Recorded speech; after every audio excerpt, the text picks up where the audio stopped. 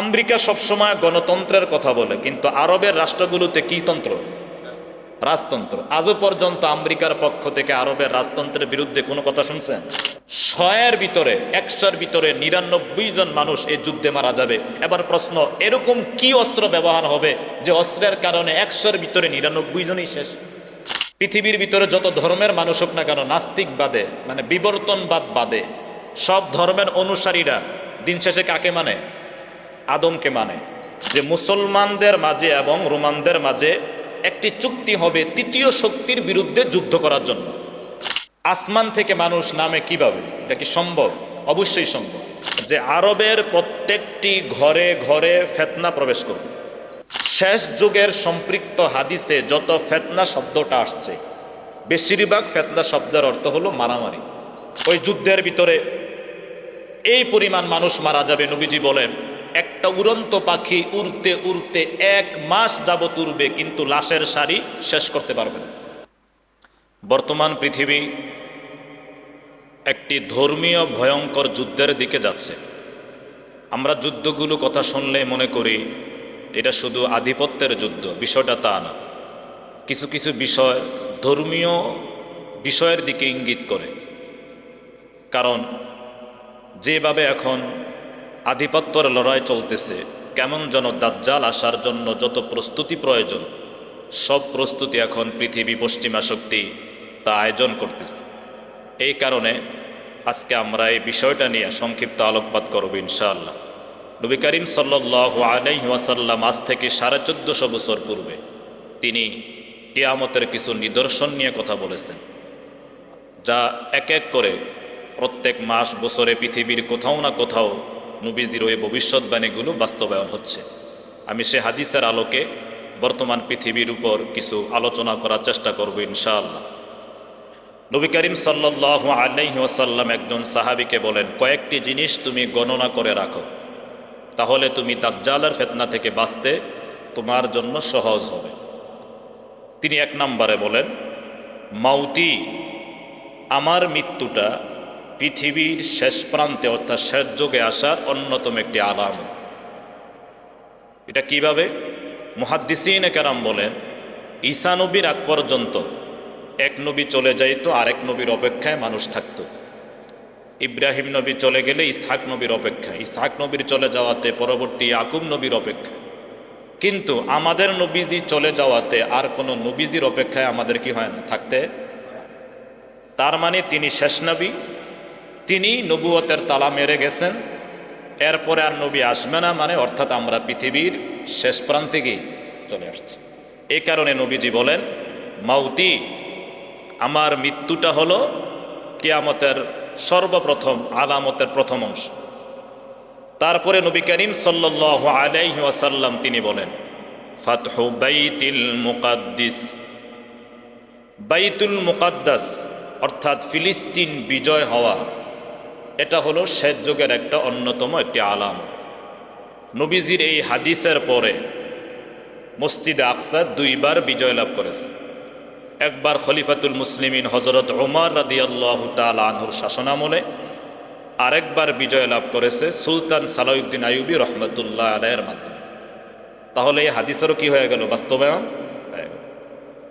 হযরত ওমর রাদিয়াল্লাহু তাআলা আনহু তিনি মদিনায় তিনি যেই সেনা প্রধান পাঠালেন তার নাম হলো আবু উবাইদা ইবনুল জাররাহ রহমতুল্লাহ আলাইহি রাদিয়াল্লাহু তাআলা আনহু।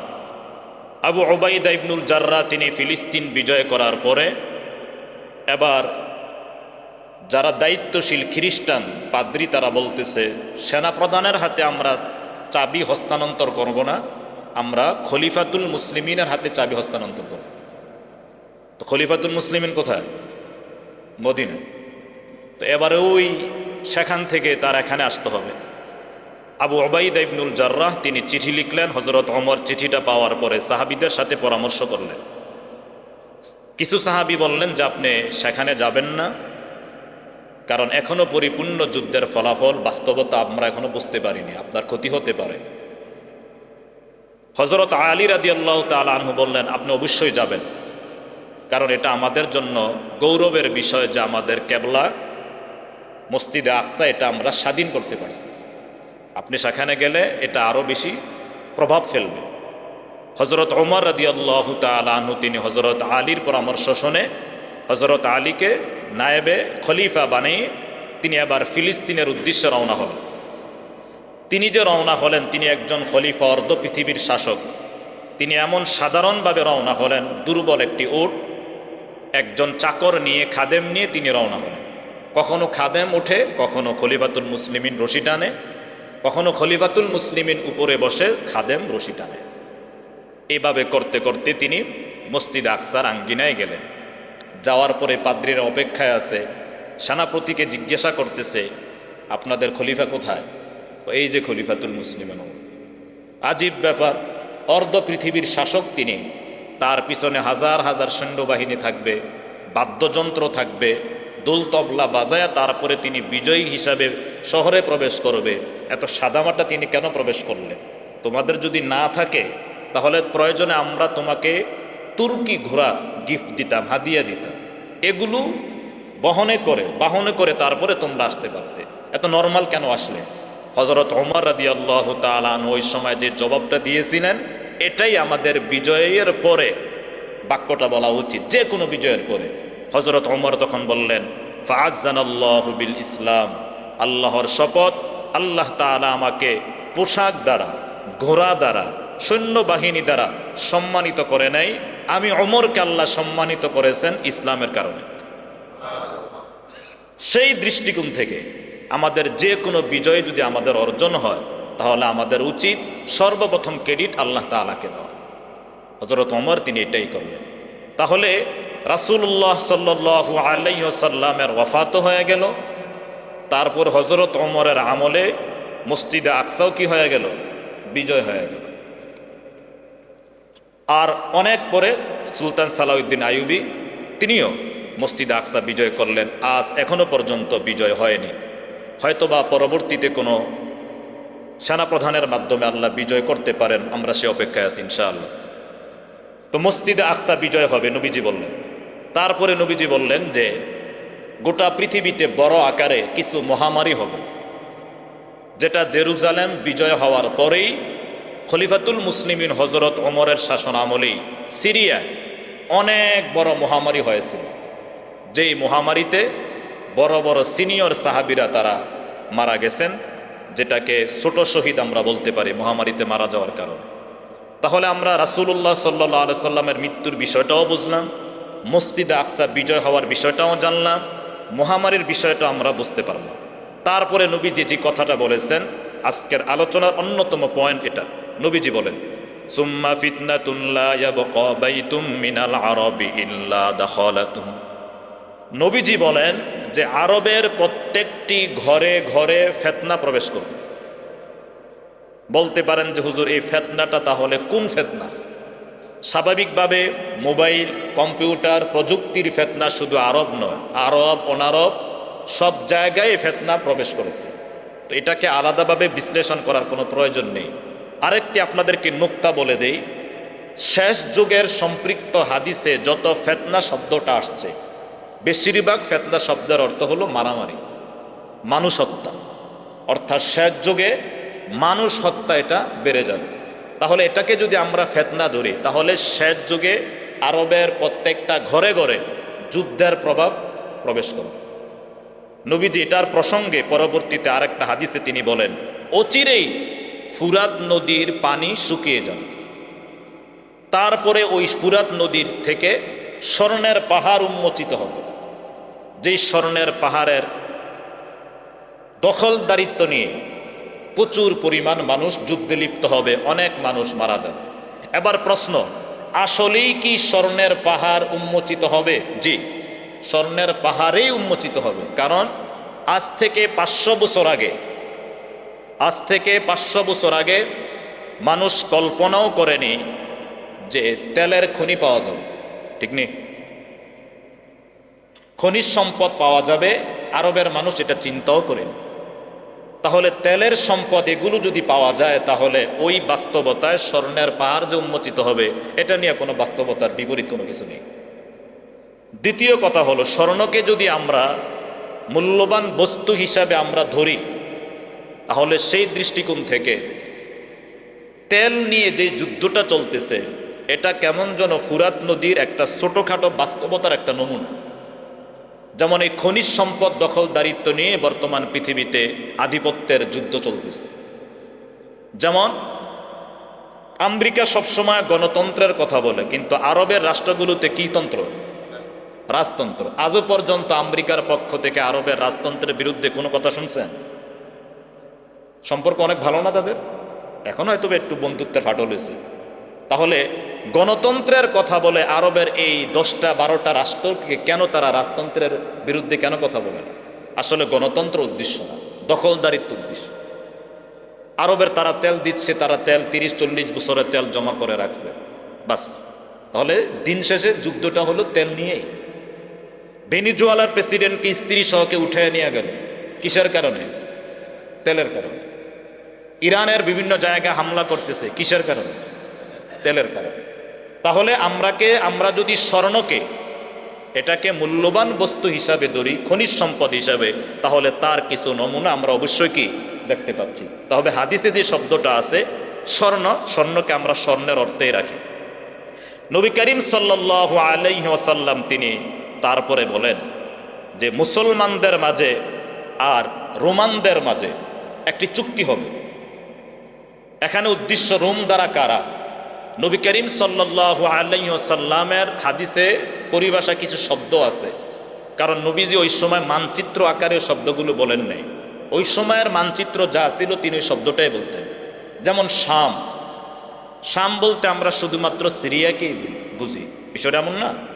কিন্তু নবীজি যখন শাম বলছেন তখন সিরিয়া, ফিলিস্তিন, লেবানন, জর্ডান এই দেশগুলোকে একসাথে কি বলে? শাম বলে। ঠিক তেমনি ভাবে নবীজি যখন রোম উদ্দেশ্য নিছে, কোরআনুল কারিমে 114টি সূরার ভিতর একটি সূরা আছে সূরাতুর রুম। এই রোম দ্বারা হলো তুরস্ক এবং তুরস্কের আশপাশের উদ্দেশ্য। আর বর্তমান রোম তো ইতালিটা আমরা জানি। তাহলে আমরা যদি তুরস্কও ধরি, ওদিক দিয়ে যদি খ্রিস্টান সাম্রাজ্য যদি আমরা উদ্দেশ্য নেই, তো নবীজি বলেন যে মুসলমানদের মাঝে এবং রোমানদের মাঝে একটি চুক্তি হবে তৃতীয় শক্তির বিরুদ্ধে যুদ্ধ করার জন্য। ওই তৃতীয় শক্তিটা কি? নবীজি এই শব্দটা বলেন নাই। এটা কি হিন্দু, বৌদ্ধ না ইহুদি, এটা তিনি বলেন নাই। তবে এক হাদিস আর এক হাদিসের ব্যাখ্যা, কোরআনের একটা আয়াত যেমন আর একটা আয়াতের ব্যাখ্যা, ঠিক তেমনি ভাবে একটা হাদিসও কি আর একটা হাদিসের ব্যাখ্যা। তাহলে তৃতীয় শক্তিটা কারা? এটা বিভিন্ন হাদিসের আলোকে আমরা বুঝতে পারি ওই তৃতীয় শক্তিটা হলো ইহুদি। নবী করিম সাল্লাল্লাহু আলাইহি ওয়াসাল্লাম তিনি হাদিসের ভিতরে বলেন, মুসলিমরা এবং খ্রিস্টানরা মিলে ইহুদিদের সাথে এমনভাবে তারা যুদ্ধে লিপ্ত হবে, ইহুদিরা যখন জীবন বাঁচানোর জন্য গাছের পিছনে আশ্রয় নিবে, গাছ তখন কথা বলবে, পাথর কথা বলবে। যেমন করে হাসরের ময়দানে রান কথা বলবে, হাত কথা বলবে, তেমন করে আল্লাহ তাআলা দুনিয়ায় গাছ এবং পাথরের কথা মানুষকে শোনাবেন। কিয়ামতের 10টি বড় আলামতের ভিতরে একটি আলামত হলো দাব্বাতুল্লাহ, অদ্ভুত এক জন্তু বের হবে।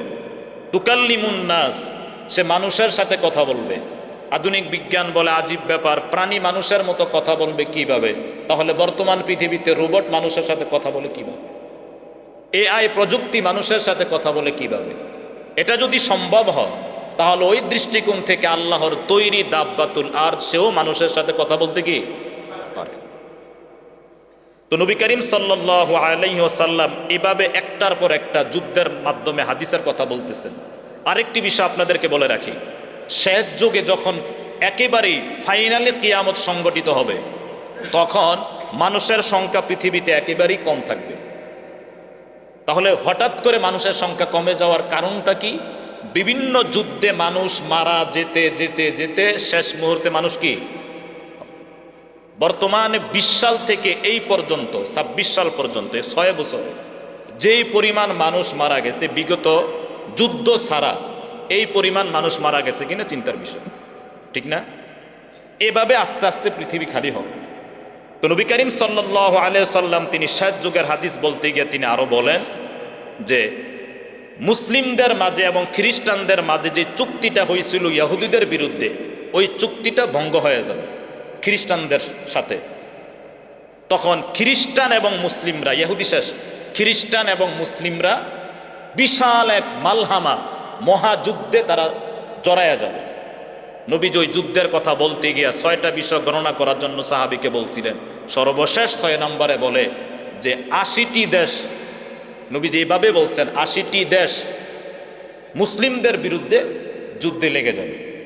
আর ওই 80টি দেশের তত্ত্বাবধানে প্রায় 10 লক্ষ সেনাবাহিনী থাকবে। ওই 10 লক্ষ বাহিনী মুসলিমদের সাথে যখন যুদ্ধ লিপ্ত হবে, কি পরিমাণ ক্ষতি হবে নবীজি এটাও বলে দিচ্ছেন। ওই যুদ্ধের নেতৃত্ব দিবে এরকম কিছু মানুষ যারা মদিনা থেকে হিজরত করে এই যুদ্ধের ভিতরে এসে সামিল হবে। ওই সময়ের মদিনার ভিতরে সবচেয়ে বড় যারা মুত্তাকি আল্লাহওয়ালা, তারা এই যুদ্ধে এসে শরিক হবে। এই যুদ্ধের ভিতরে মুসলিমদের ফলাফল 3টা হবে। এক, যুদ্ধের ভয়াবহতা দেখে কিছু মুসলমান পিছনে চলে আসবে, পলায়ন করবে। নবীজি বলেন তাদের তওবা আল্লাহ কিয়ামত পর্যন্ত কবুল করবেন না। দ্বিতীয়ত, অনেক মানুষ শহীদ হবে।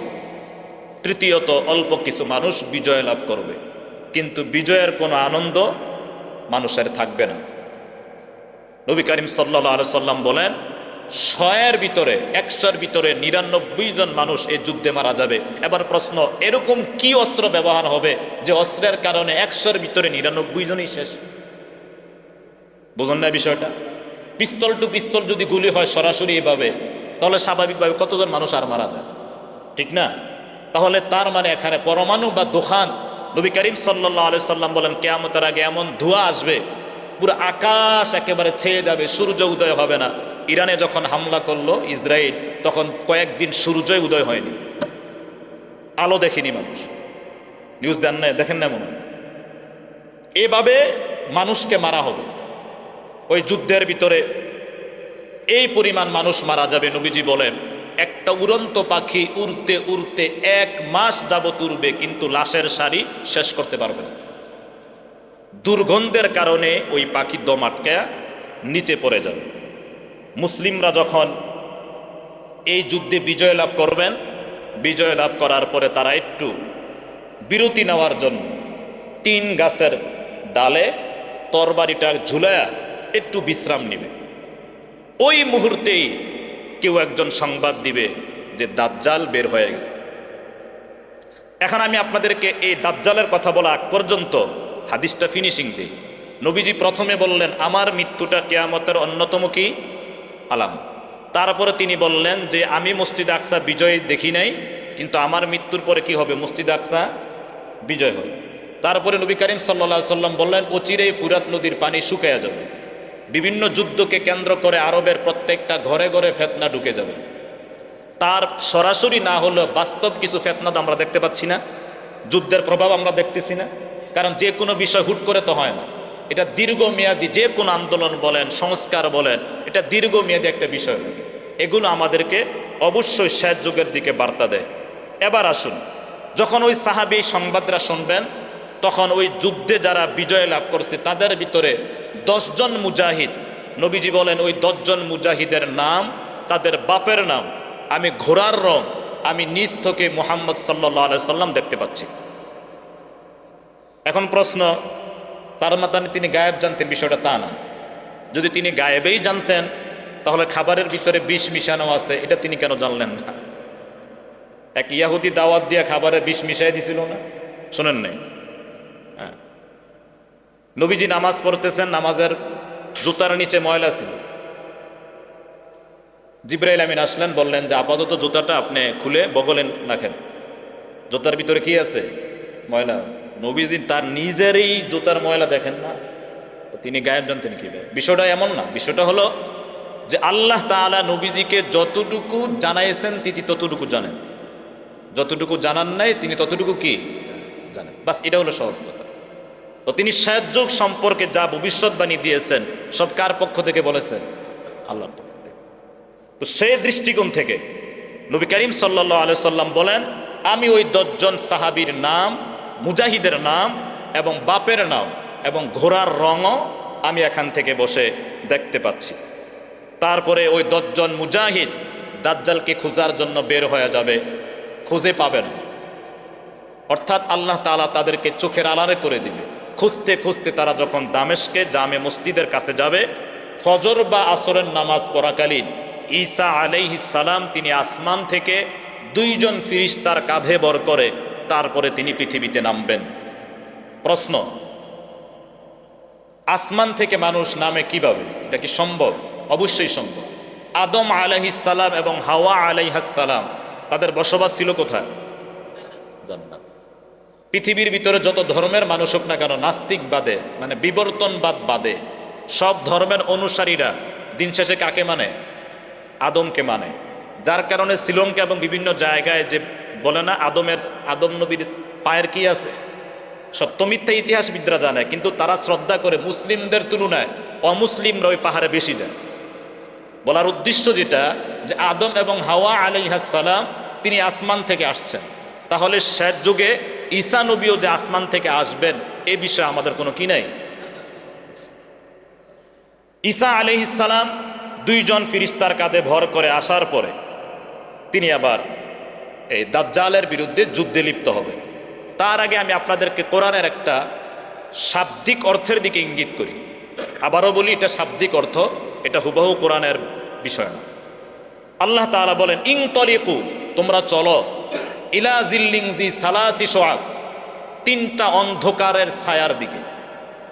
তো এটাকে জাহান্নামের দিকে ইঙ্গিত করা হয়েছে, কিন্তু আধুনিক যারা যে কোনো আয়াত হাদিসকে বাস্তবতার সাথে সবকিছু ঠিক রেখে মিলিয়ে ব্যাখ্যা করেন, তাদের কেউ কেউ বলেছেন যে দাজ্জালের আগে পৃথিবীতে কয়েকটা সাম্রাজ্যের শাসন হবে। এর ভিতরে আমরা প্রথমে দেখলাম গোটা পৃথিবী শাসন করেছে ব্রিটেন, তারপরে শাসন করেছে যুদ্ধের পরে আমেরিকা। এখন আমেরিকার দুর্বলতাকে সামনে রেখে এবং সামনে আসতে চাচ্ছে ইসরায়েল। আরেকটা বিষয় আপনাদেরকে বলি, আমরা সবাই জানি, এখন আমরা হাদিসটা শুনবো, যে দাজ্জাল গোটা পৃথিবীকে কি করবে? শাসন করবে। আর শাসন করার জন্য ছোটখাটো একজন ওয়ার্ডের তার একটা অফিস লাগে, লাগে না? তো দাজ্জাল যদি গোটা পৃথিবী শাসন করে তো তার একটা অফিস লাগবে না? বসার একটা জায়গা লাগবে না? তার বাহিনী লাগবে না? তার আন্ডারে তার বিভিন্ন প্রযুক্তি লাগবে না? অবশ্যই লাগবে। এইগুলো কিভাবে আমি আপনাদেরকে বলি, বিভিন্ন হাদিস আপনারা অনেক সময় এগুলো নিয়ে অনেক বাড়াবাড়ি হয়, আবার অনেকে একেবারে এগুলো নিয়ে আলাপই করে না। আবারও আমি আপনাদেরকে পিছনের কথার দিকে নিয়ে যাই। নবী করিম সাল্লাল্লাহু আলাইহি সাল্লাম দাজ্জাল বের হওয়ার কয়েকটা শব্দ বলছেন। তিনি বলছেন শামের একটা এরিয়া থেকে বের হবে, আরেক হাদিসে বলছেন ইস্পাহান থেকে বের হবে। তো সব হাদিসগুলো যদি আমরা মিলাই, দিন শেষে দেখবেন এই যে জেরুজালেম, ফিলিস্তিন, এটা সব মানচিত্রের ভিতরে পড়ে। আপনি যে কোনো হাদিসের কথাই বলেন যে দাজ্জাল ওই জায়গা থেকে বের হবে, যে শব্দগুলো নবীজি বলছেন 3টা জায়গা, ওই 3টা জায়গার মানচিত্র যদি হাদিসের ভাষ্য অনুযায়ী দেখি, তাহলে ওই মানচিত্রের ভিতরে কোন দেশটা পড়ে? ফিলিস্তিন এরিয়াটা পড়ে। তো যার কারণে এটা নিয়ে কোনো দ্বিমতর কোনো কিছু নেই। তাহলে ফিলিস্তিন, জেরুজালেম যদি এটা তার অফিস হয়, সংসদ হয়, তাহলে তার বাহিনীরা শাসনের জন্য যা দরকার, তা সবচেয়ে বেশি দেশ শাসনের জন্য যেটা দরকার অর্থনীতি, এখন সব অর্থনীতি কাদের হাতে? ইহুদিদের হাতে। বড় বড় ব্যাংকের সব দায়িত্বশীল কারা? তারাই। গোটা পৃথিবীর ঘরে ঘরে সুদের যেই মহামারী ছড়াইয়া দিছে তারাই। রাষ্ট্র এখান থেকে ব্রিজ করবেন, যে কোনো একটা প্রজেক্ট হাতে নেবেন, তাদের ব্যাংক থেকে নিতে গেলে অনেক শর্ত শারায়াত পূরণ করতে হবে।